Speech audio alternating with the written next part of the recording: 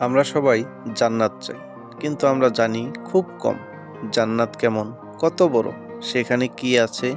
এই প্রশ্নগুলোর উত্তর আমাদের কল্পনা দিয়ে নয়, রাসূলুল্লাহ সাল্লাল্লাহু আলাইহি ওয়াসাল্লামের কথার মাধ্যমে জানতে হবে।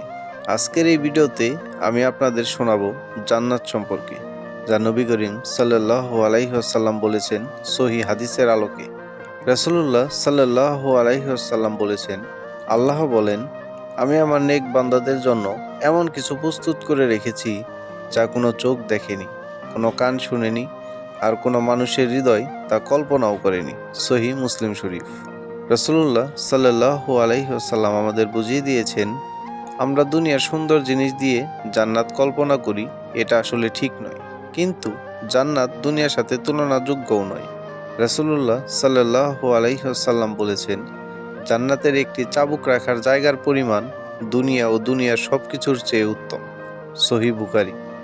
একটু ভেবে দেখুন, দুনিয়ার সব সম্পদ, সব সুখ, সব আরাম, সব মিলেও জান্নাতের সবচেয়ে ছোট্ট জায়গাটার সমানও নয়। রাসূলুল্লাহ সাল্লাল্লাহু আলাইহি ওয়াসাল্লাম বলেছেন, জান্নাতের 8টি দরজা আছে। এটা সহিহ মুসলিমের কথা। আর তিনি বলেন, আমার উম্মতের মধ্যে 70,000 মানুষ হিসাব ছাড়াই জান্নাতে প্রবেশ করবে। সুবহানাল্লাহ। এটা হচ্ছে সহিহ মুসলিম শরীফ। কিন্তু এই যে 70,000 মানুষ একসাথে জান্নাতে প্রবেশ করবে কোনো হিসাব ছাড়াই, তারা কারা? নবী সাল্লাল্লাহু আলাইহি ওয়াসাল্লাম বলেছেন, যারা আল্লাহর উপর পূর্ণ ভরসা করে, তারাই হচ্ছে এই ব্যক্তিগুলো। রাসূলুল্লাহ সাল্লাল্লাহু আলাইহি ওয়াসাল্লাম আরও বলেছেন, জান্নাতীরা যখন জান্নাতে প্রবেশ করবে তখন আল্লাহ বলবেন, তোমরা কি আর কিছু চাও?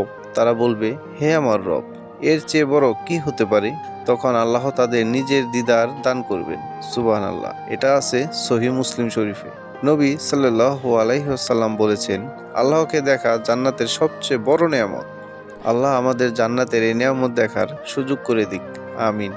রাসূলুল্লাহ সাল্লাল্লাহু আলাইহি ওয়াসাল্লাম বলেছেন, যদি জান্নাতের একজন মানুষ দুনিয়ায় এক মুহূর্তের জন্য আসে, তাহলে সে বলবে, আমি কখনো কষ্ট দেখিনি। সহিহ মুসলিম।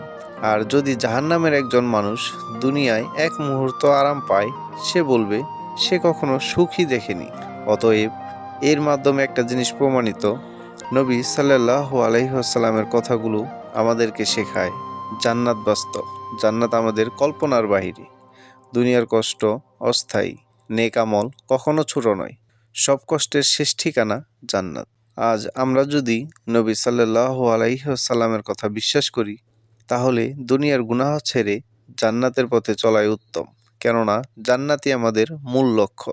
এই হাদিসটি নেওয়া হয়েছে সম্পূর্ণ সহিহ মুসলিম শরীফ থেকে।